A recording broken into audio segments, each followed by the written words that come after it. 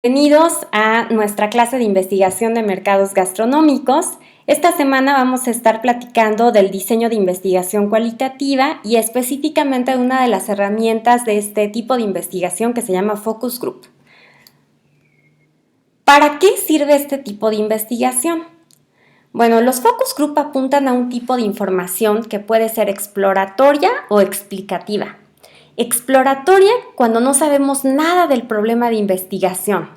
Explicativa cuando necesitamos conocer el porqué de los resultados del problema de investigación. Vale decir que están orientados a buscar motivaciones, percepciones, valores, creencias y actitudes de los consumidores. Acuérdense muy bien que una motivación puede surgir de elementos que nos generan el querer probar o asistir a un restaurante, bar, cafetería, y las percepciones es lo que nosotros como individuos de manera muy particular sentimos cuando recibimos un servicio. Yo les decía siempre que el servicio pues es muy subjetivo porque la percepción depende de cada individuo. Entonces, en un focus group podemos ver más o menos de cerca la percepción del individuo, pero en ese momento, no en el momento en que nos está calificando solamente en un cuestionario. Y los valores y las creencias forman parte de una cultura, de una forma de ser y una forma de actuar de una sociedad que conocemos. Entonces, el focus group me sirve mucho porque me ayuda a saber cómo estamos actuando o qué actitudes y creencias tienen los consumidores. Es una oportunidad única de experimentar al mercado directamente y, por supuesto, proporciona la oportunidad de obtener un cuadro de comportamientos persona por persona, pero al mismo tiempo con las personas todas reunidas en un solo lugar y que se logre una interacción unas con otras. El objetivo es obtener información de un grupo homogéneo, representativo del segmento que se investiga, sobre motivaciones, inhibiciones, pensamientos, sentimientos, emociones, así como sus reacciones hacia estímulos externos para que les puedan ayudar a tomar una decisión de compra. Aquí la palabra clave que les quisiera explicar es homogéneo.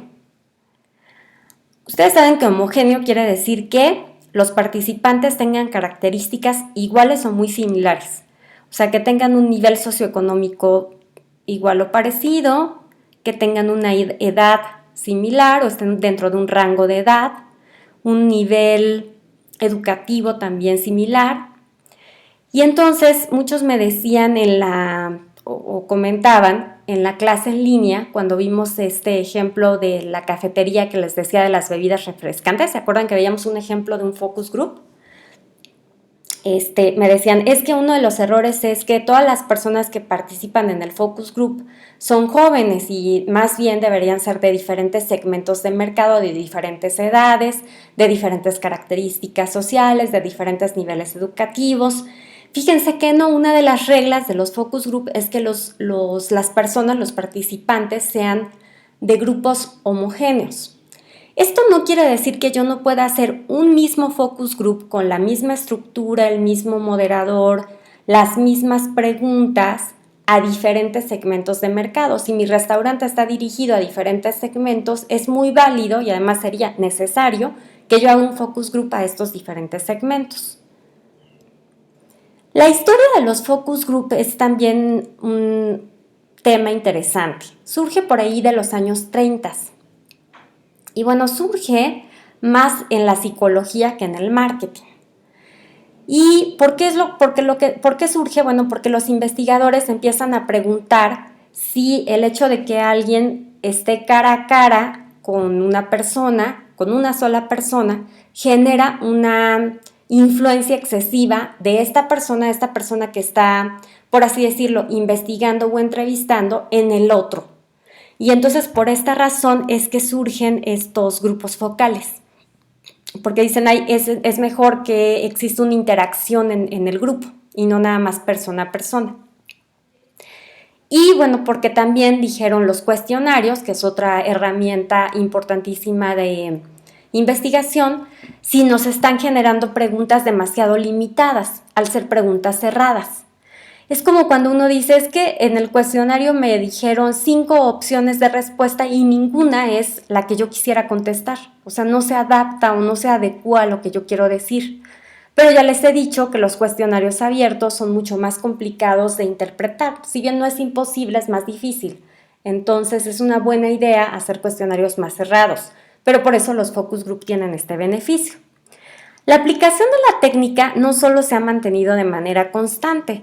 De hecho, se empezó a utilizar mucho en marketing y se entró en así como que de moda entre los 80s y los 90s. Desde mi punto de vista, hubo un exceso de confianza en los focus group.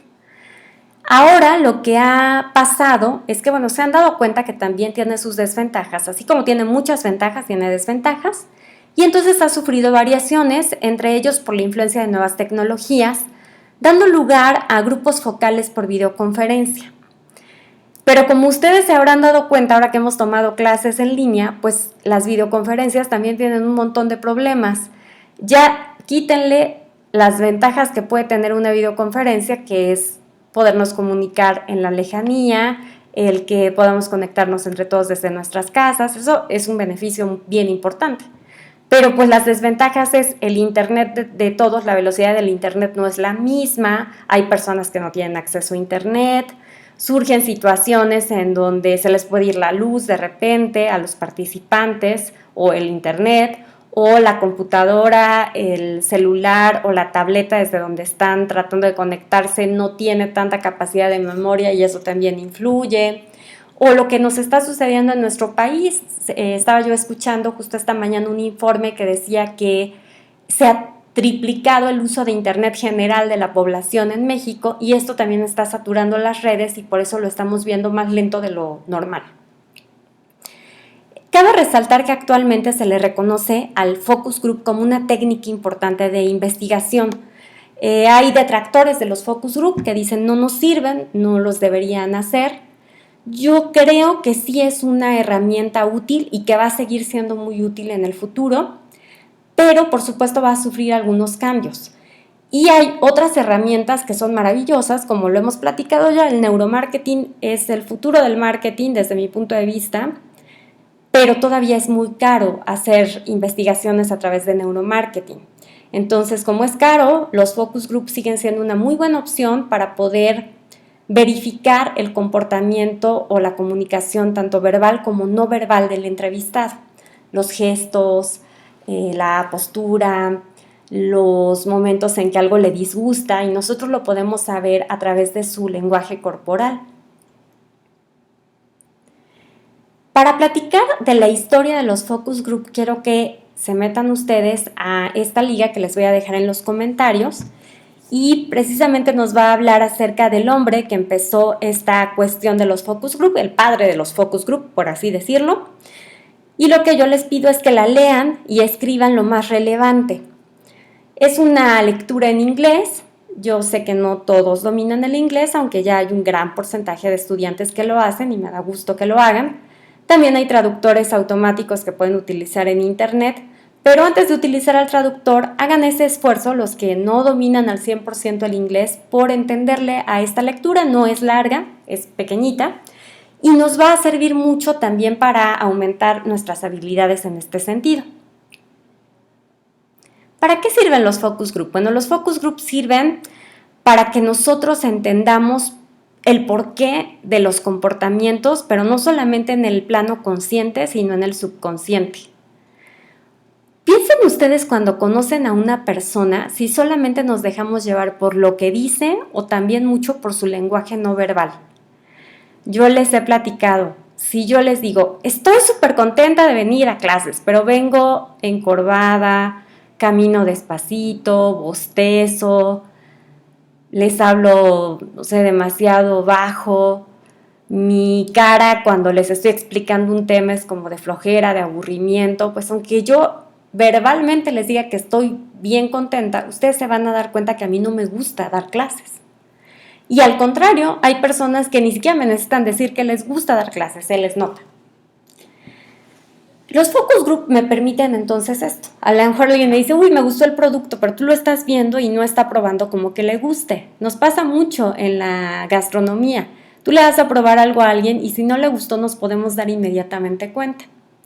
Bueno, además los focus group permiten adentrarse en la dinámica interna de los consumidores, profundizar en sus sentimientos. Si alguien me dice, es que este pastel me trae un recuerdo malo, porque a mí no me gusta la vainilla, porque me obligaban a comer, no sé, algo, ¿no? En particular, que tenga vainilla. Y entonces puedo entender que ese consumidor en específico no nos califique bien el pastel, pero pues una gran parte de la población no tiene problemas con la vainilla y va a decir que le gusta.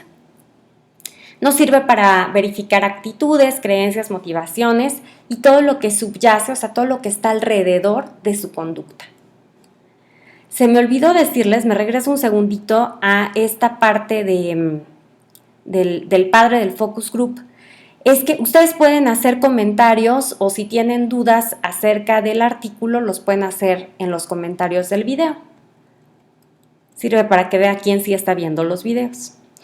Muy bien, ¿cuándo es recomendable usarlos? El focus group es recomendable usarlos cuando se está recogiendo información exploratoria sobre un tema o segmento de mercado, cuando quiero identificar argumentos y contraargumentos, o sea, ventajas y desventajas respecto a determinados comportamientos o políticas, cuando quiero evaluar estrategias comunicacionales, antes o después de su exposición. Ya les decía yo, la comunicación no solo es verbal, sino también no verbal, y dicen que del 70 al 80% de lo que nosotros comunicamos no lo comunicamos con nuestras palabras, sino con todo nuestro cuerpo. Y bueno, o nos sirve para evaluar nombres o conceptos, en el caso de los restaurantes, de los platillos, buscar conocer las connotaciones o asociaciones. Si yo te digo, este platillo se llama delicia de verano, ¿a qué lo asocias tú? Sentimientos, expectativas. Y también me sirve en la industria gastronómica si yo, bueno, no me dedico a poner un restaurante, pero sí hago productos que se vendan empacados para saber el empaque que tanto atrae al consumidor, si le gusta. Acuérdense que a los consumidores, pues las ideas no son lo único que los atrae, ¿no? Las ideas, los olores, sino también los colores, las presentaciones, las palabras, todo llama la atención de un consumidor y todo es importante. Usos específicos de las sesiones en gastronomía. Bueno, nos ayudan a determinar una hipótesis de un problema de investigación más a fondo. Acuérdense de sus clases del principio de investigación de empresas gastronómicas, ahí les platicaba yo que las hipótesis son ideas que nosotros tenemos de cuál va a ser el resultado de una investigación. O sea, nos ayudan a saber si lo que nosotros estamos pensando que va a ocurrir es cierto o falso. Y que tienen variables tanto dependientes como independientes. Los que no se acuerden que es una hipótesis, dentro de los grupos de Facebook teníamos hasta ejemplos que ustedes subieron de cuál era la variable dependiente e independiente y una hipótesis que se hizo. Nos ayuda para estructurar cuestionarios. Ya habíamos hablado del tema de cuestionarios antes y ustedes vieron que hacer un cuestionario no es nada sencillo. Los cuestionarios pueden tener muchos errores. Y entonces para evitar esos errores o para verificar que lo que yo esté preguntando realmente tenga sentido, no solo para mí, sino para muchas personas, entonces pues me ayuda a conocer el focus group, las palabras clave, sugerir la gama de respuestas, o sea, es una buena idea. Nos ayuda a definir categorías, explorar mercados, detectar oportunidades. A veces los dueños de los restaurantes o de las empresas gastronómicas pues ya no tienen tanto idea de qué es lo que se puede corregir o hacia dónde se puede innovar. Incluso te dicen, es que yo qué más puedo hacer si yo estoy haciendo lo mejor que se pueda. Nos pasa un poco como cuando ustedes escriben un documento o hacen una presentación en PowerPoint para exponer y lo revisamos, ¿no? Varias veces. Y resulta que a la hora de exponer estamos viendo que tuvimos una falla ortográfica o nos falta una letra y dices, pero ¿cómo? Si yo lo revisé y no noté ese error. Igualito nos pasa en la realidad de la industria restaurantera, gastronómica, y por esa razón el hacer un focus group con los propios clientes o futuros clientes de una empresa me va a ayudar mucho. nosotros generalmente estamos enamorados de nuestro producto. Nos pasa un poquito eso de la miopía del mercado y para evitarla los focus group nos ayudan. Nos ayudan a hacer pruebas de concepto para platillos nuevos o estrategias. Y ojo aquí, cuando yo hago un focus group no puedo decir que lo que determine el focus group ya sea lo que va a decir el mayor número de personas. Acuérdense que los focus group se hacen precisamente con 7 a 10 personas y no lo que 7 a 10 personas piensen necesariamente es lo que va a pensar todo mi mercado. Entonces tengo que hacer pruebas a gran escala. Ya les he platicado un poquito acerca de las muestras poblacionales. Y esto nos da indicios de preferencias del comensal de un platillo o servicio nuevo. Nos ayuda a generar ideas de platillos ya existentes, reconocer sus usos y pues verificar alternativas a lo que ya tenemos. Surgen enfoques creativos para desarrollar nuevos elementos en el menú o alternativas de servicio en el restaurante. Nos ayuda a interpretar resultados de investigaciones cuantitativas. A veces el resultado de una investigación cuantitativa, pues nos queda claro lo que sucede o lo que la mayoría de las personas eligió, pero no nos queda claro por qué. Y entonces ahí podría ser que el focus group, en lugar de ser un primer paso en donde se determine una hipótesis, en donde se estructure un cuestionario, sea al contrario, el último paso de una investigación y me ayude a entender mejor las razones de un resultado. Y bueno, también me ayuda a prevenir riesgos.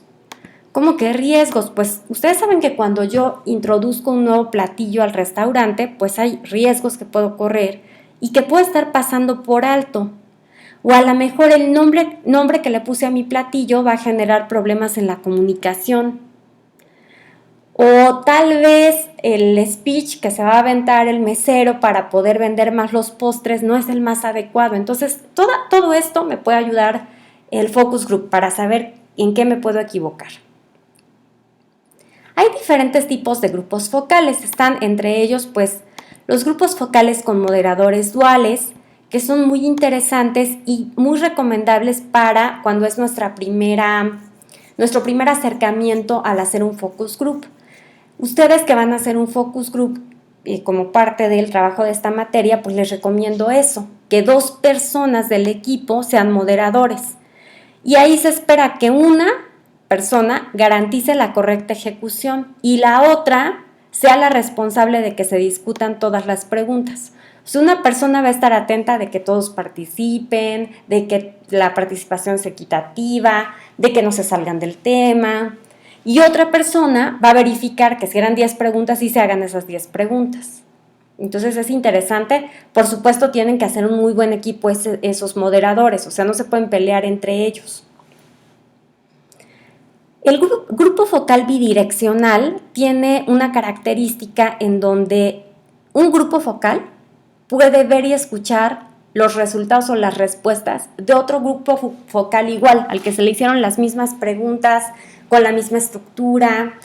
El grupo de participantes fue similar y el moderador fue el mismo. Entonces, antes de preguntarles, les enseño lo que dijeron los otros, otro grupo, y entonces eso, pues igual, tiene ventajas y desventajas. La desventaja es que sea un sesgo, pero la ventaja es que puede generar más puntos de discusión. O sea, alguien puede decir, no, pues yo no estoy de acuerdo por esto, y generar, y no entrar tanto en una discusión persona a persona. O sea, en lugar de decir lo que mi compañero enfrente está diciendo está mal, puedo con toda confianza decir lo que el otro grupo dijo me parece que se podría fortalecer a través de esto. Y se puede concluir de una manera diferente y nos da una mayor perspectiva. Los grupos focales mini, yo no se los recomiendo tanto, pero a veces son necesarios, están limitados a 4 a 5 participantes. ¿Por qué se tendría que hacer un grupo focal mini? Les voy a dar un sencillo ejemplo. Ahorita en esta época de contingencia, afuera de CU, donde hay normalmente muchísimos negocios que venden alimentos, pues en este momento están cerrados.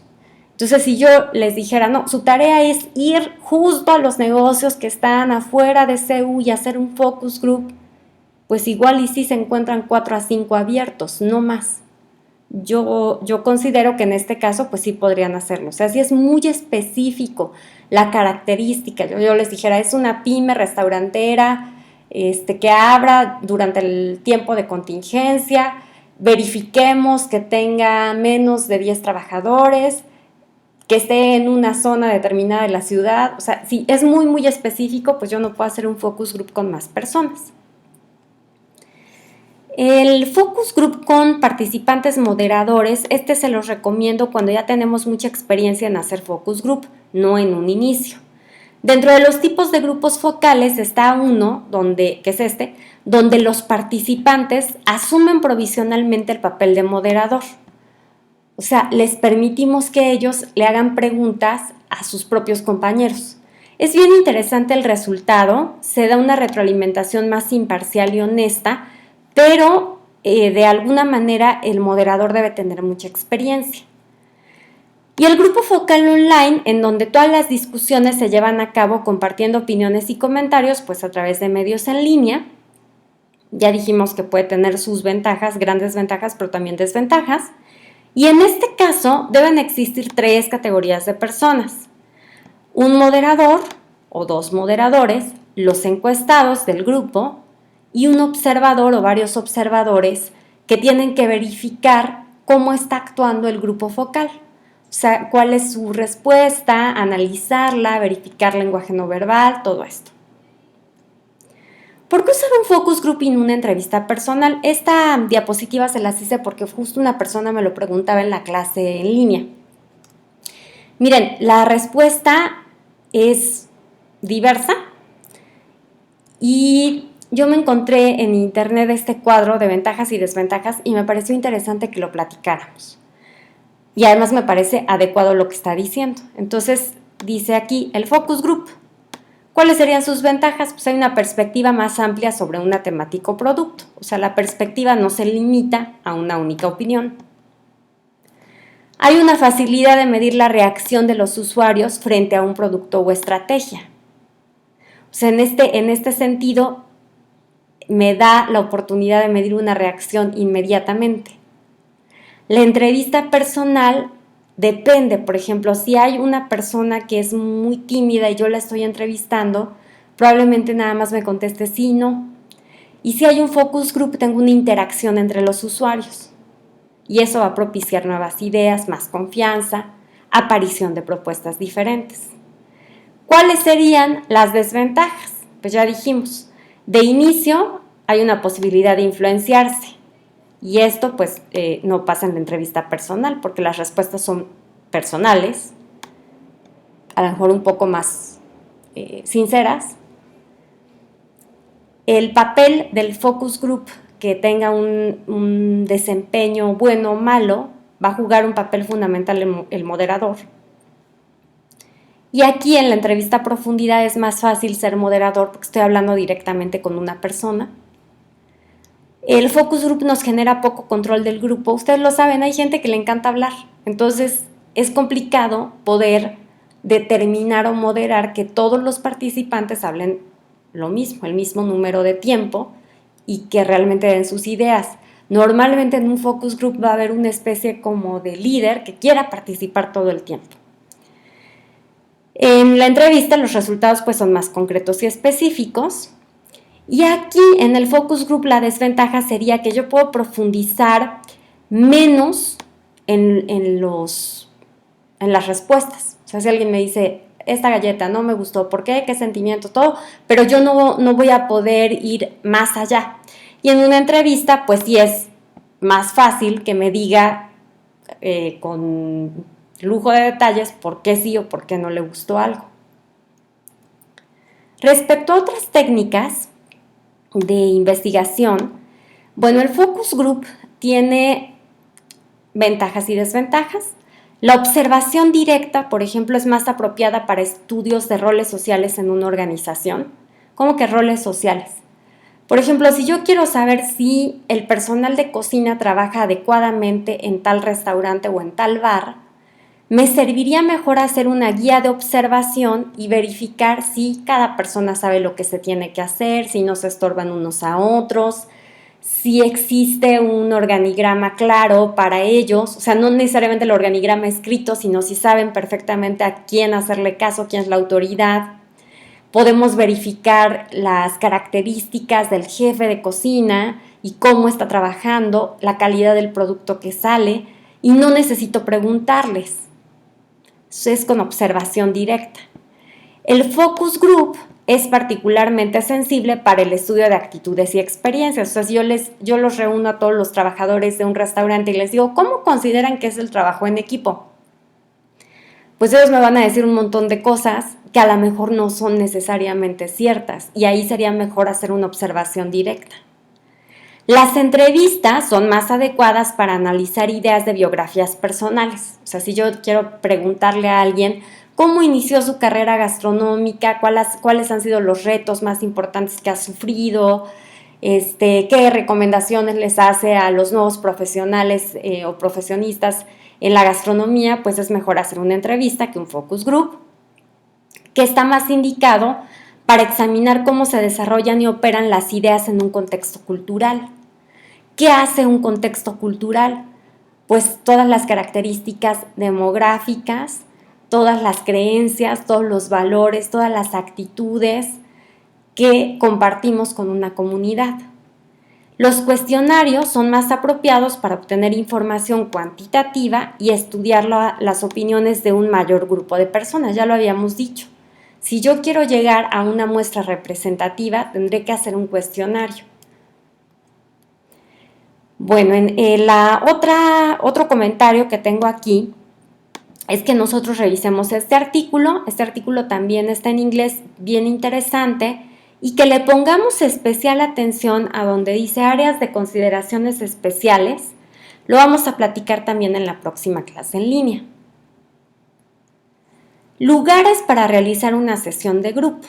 Bueno, los lugares ideales para realizar una sesión de grupo presencial son, bueno, para empezar, ¿no? Se reúne un grupo entre 7 y 9 asistentes con el objetivo de realizar una dinámica.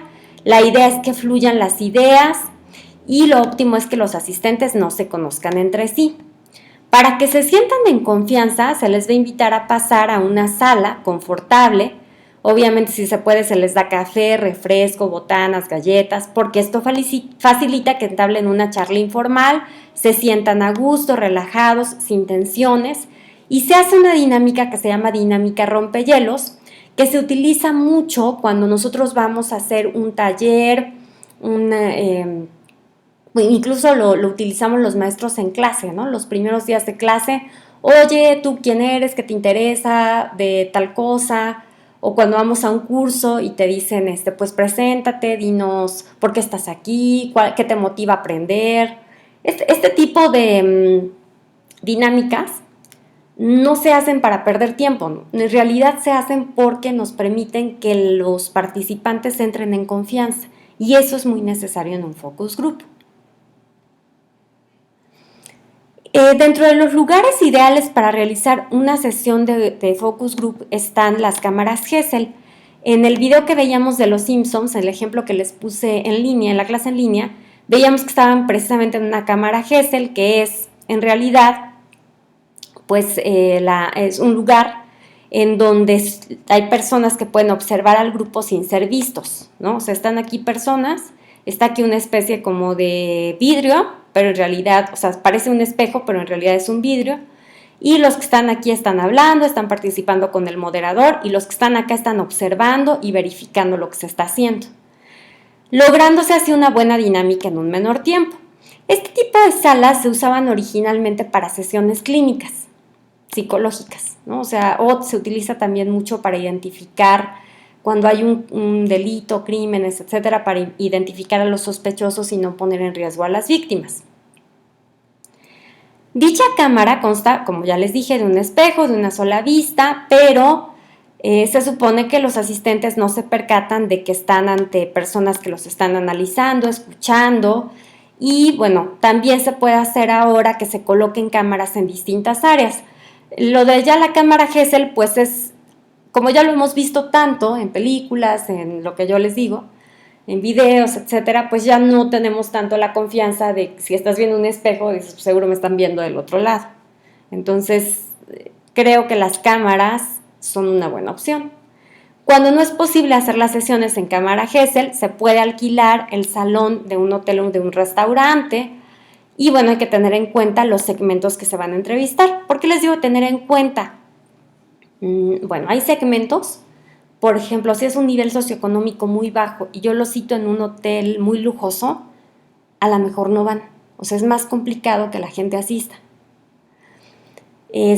Hay lugares, ahora por la inseguridad que todos estamos viviendo, en donde si yo hago un focus group en una casa particular y yo te invito a que vayas y que opines y yo no conozco perfectamente a las personas que me están invitando, pues probablemente no vaya a ir, no confíe.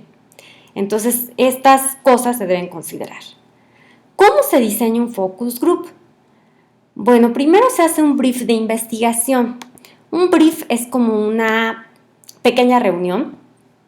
En el caso de que sea en consultoría, o sea, que ustedes vayan a trabajar como consultores en cuanto a mercados gastronómicos, especialistas en marketing gastronómico, pues es probable que otro restaurante los contrate y entonces ustedes tengan que hacer este brief o esta pequeña reunión en donde se genere un documento en el cual nos quede muy claro lo que la empresa o cliente necesite, o sea, qué necesita en cuanto a información, y esta solicitud se debe oficializar a través de una propuesta o proyecto de investigación. Se formula esta propuesta y obviamente se tiene que generar un presupuesto, o sea, yo tengo que como consultor reflexionar y analizar las necesidades que se plantearon en el brief y definir entonces los objetivos, la metodología, incluso los costos, los tiempos de ejecución. Esto es bien importante, definirlo y cumplirlo. Los factores básicos para determinar el número adecuado de grupos, pues es que yo incluya todos los segmentos pertinentes para el producto o servicio en estudio. Si el restaurante, bar, cafetería solo tiene un segmento de mercado, pues puedo hacer un focus group nada más. Pero si tiene muchos segmentos, tendría yo que hacer un focus group por segmento. La preparación, bueno, la preparación es un procedimiento que se sigue para seleccionar y convocar a los participantes en un focus group de acuerdo con las variables preestablecidas. Yo tengo que decir cuáles son las variables, cuáles deben ser las características de la población y cuál es el objetivo del estudio. La muestra que se utiliza para investigaciones motivacionales no es probabilística y se obtiene de cuotas estratificadas. ¿Qué es eso de las cuotas estratificadas? Es un término que se utiliza en estadística. Quiere decir una cuota estratificada, que si yo les digo, vamos a hacer un focus group de estudiantes de la Facultad de estudiantes de la Facultad de Administración, una cuota estratificada sería que ustedes elijan a los estudiantes que quieran participar, pero nada más así porque, es mi amigo y entonces yo le pido de favor que me ayude a hacer esta tarea. Y entonces así es como los elijo. Esa sería una cuota estratificada. Una cuota probabilística es que yo diga, a ver, son 100 a los que tengo que, de 100 personas tengo que elegir a 10 para mi focus group.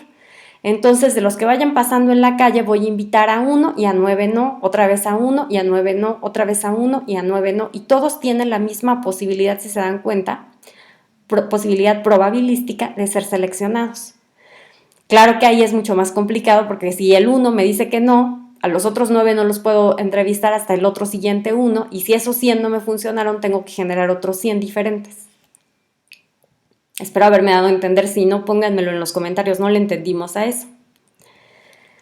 ¿Cómo deben ser las muestras de un focus group? Bueno, ya lo dijimos, deben ser uniformes, homogéneas, deben reducirse al mínimo los vínculos, o sea, hay que tratar de que el focus group no esté en familiares. Ejemplo, la mamá, el hijo, el primo, pues no es una buena idea porque puedo generar entonces que pues ya haya una interacción o una relación, que no sean amigos, tratar de que no sean vecinos y si se puede, pues asegurar una dispersión geográfica. Los métodos de reclutamiento, ¿cómo invito a las personas? Pues puede ser un contacto por recomendación, por redes sociales, por una base de datos, puede ser una petición persona a persona.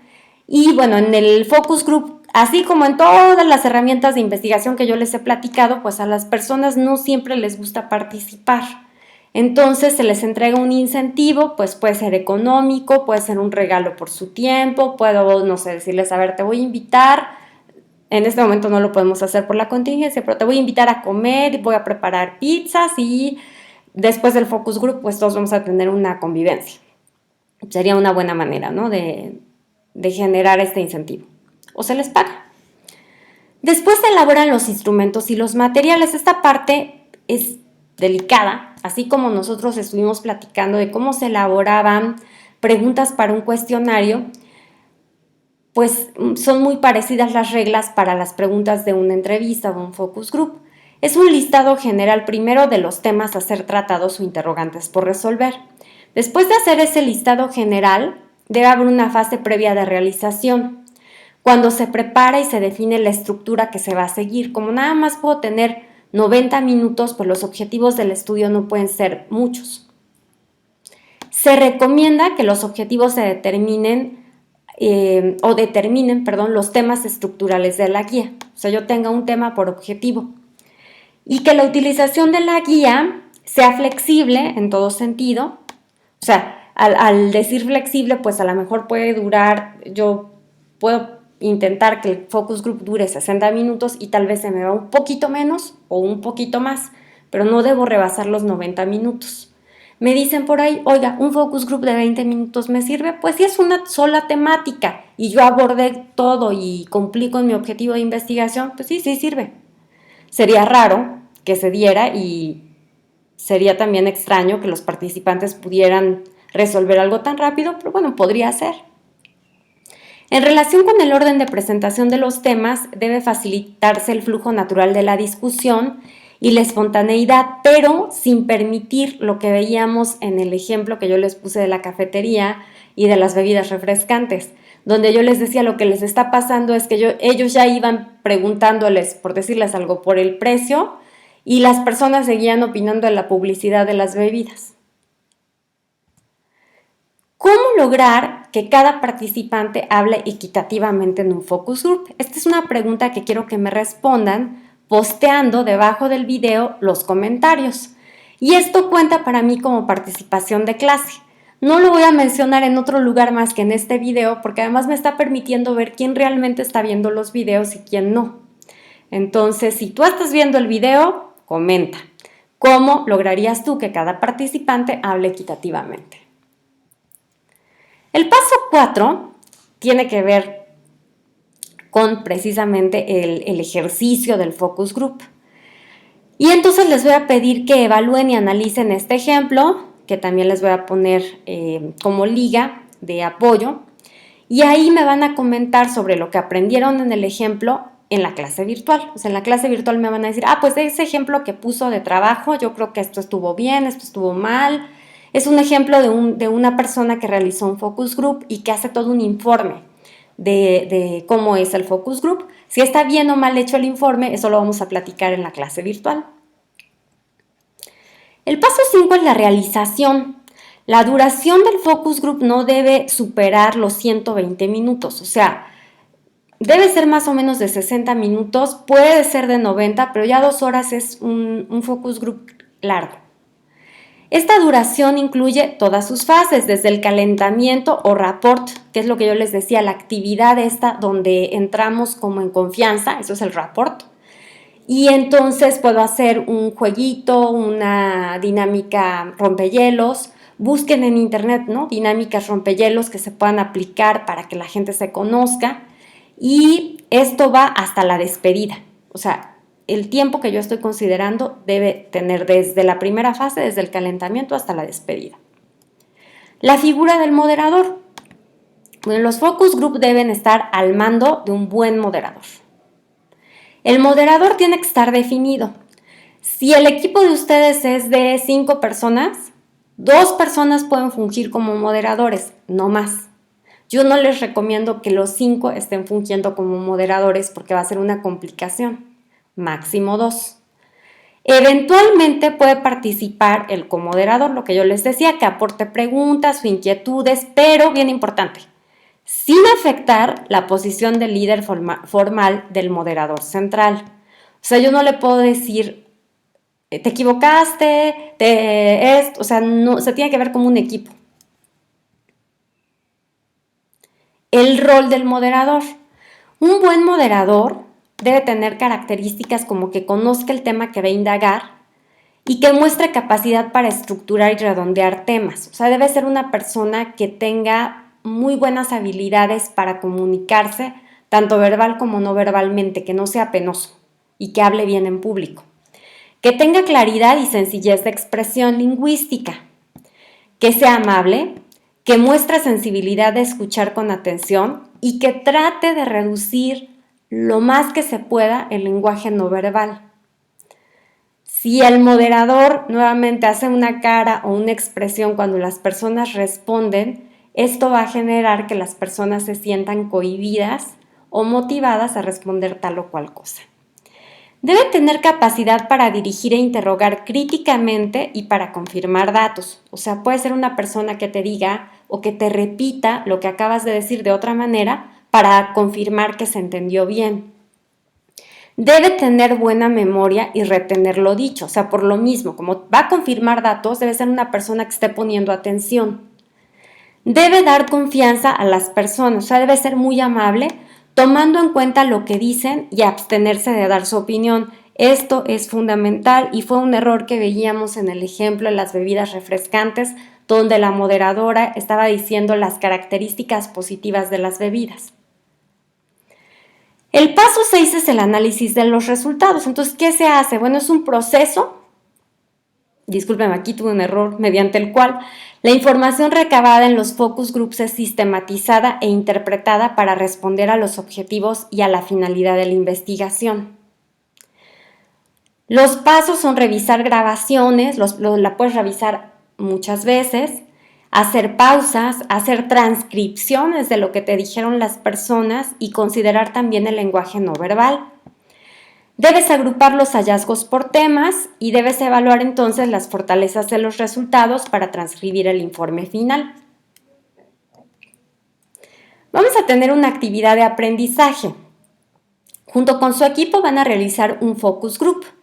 El tema del focus group para todos los equipos va a ser acerca de los sentimientos, emociones, ventajas y desventajas que están viviendo los compañeros de la Facultad de Administración durante esta migración, por así decirlo, forzosa del aprendizaje presencial al virtual.